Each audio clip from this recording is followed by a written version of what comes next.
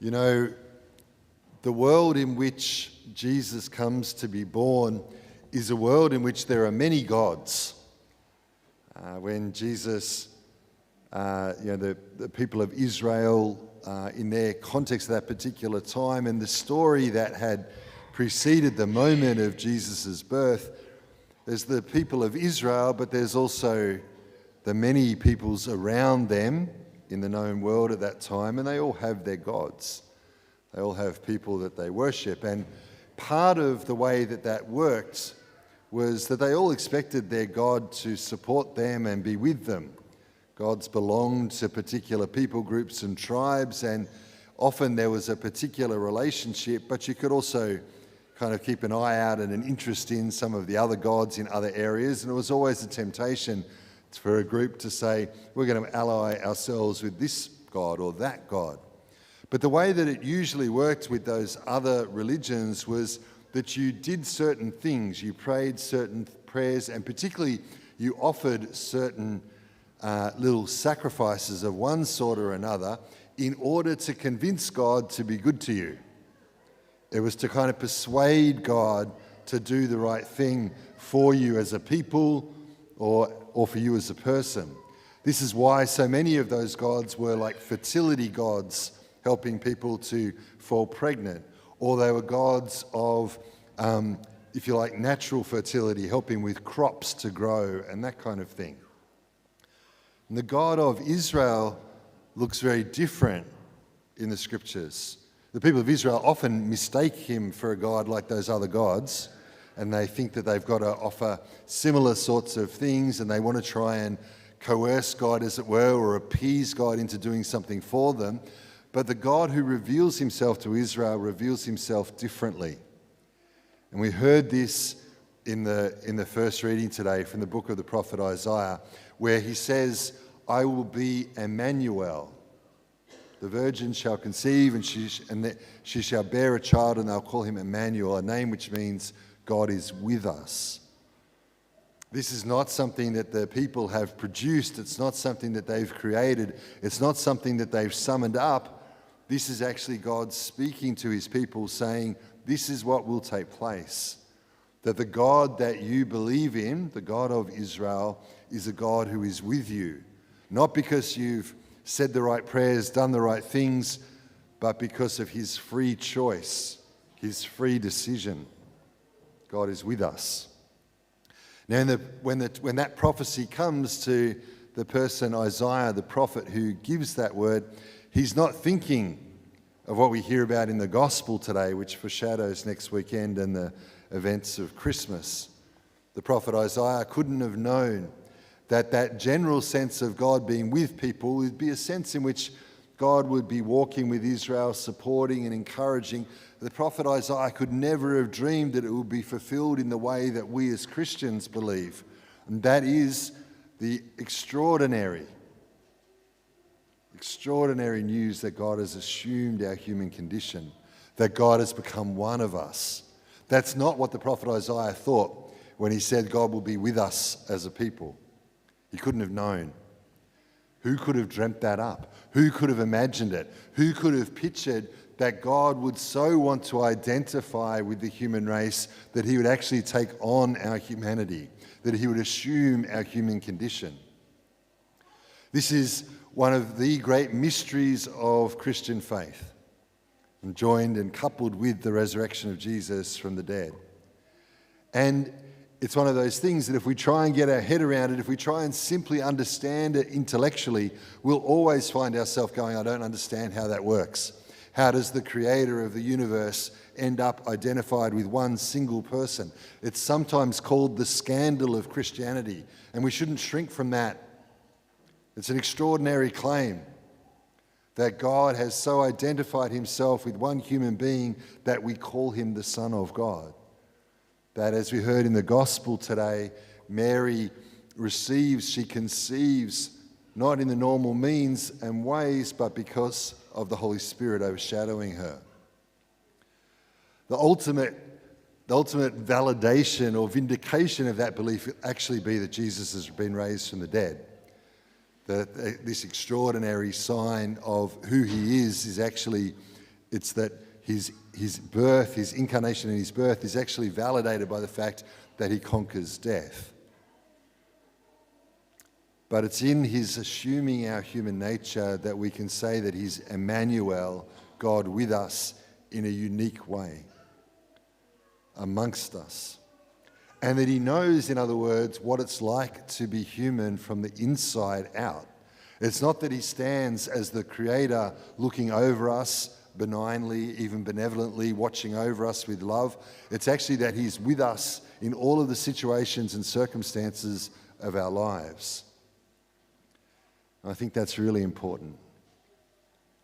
Whatever was on your mind as you came to Mass today, whatever's been preoccupying you this week, whatever trial or struggle you've been experiencing in recent months, God knows, not simply because he is God who created you and made you, but because God is with you, walking alongside you. He is Emmanuel, God with us.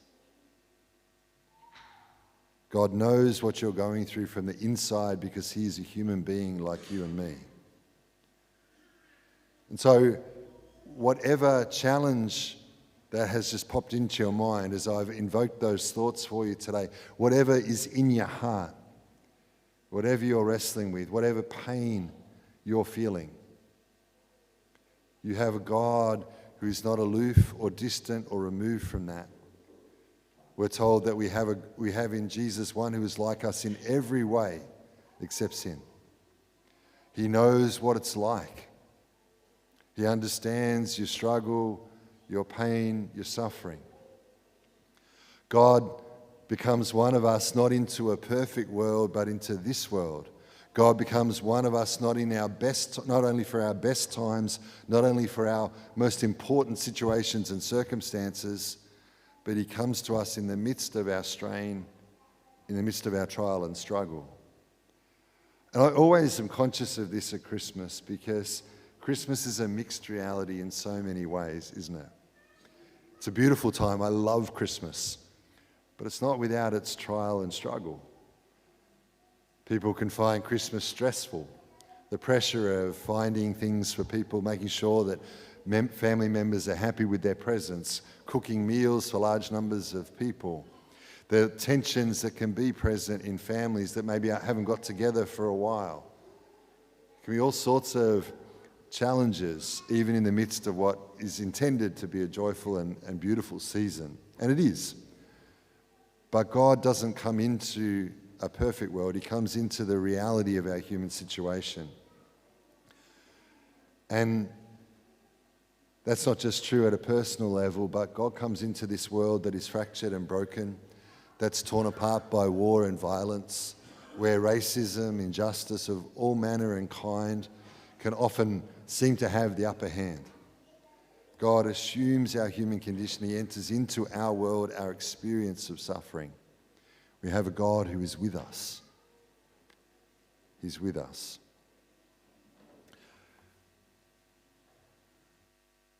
One of the most important things about this, though, is that God doesn't force himself upon us. God doesn't impose himself. God comes and assumes our human condition. He is one of us irrevocably. He'll always have a human nature. Jesus didn't stop being human when he ascended to the Father. The Son of God is fully human now and forever. But the words of the psalm tell us something really important. The refrain that we sang today, let him enter the King of glory.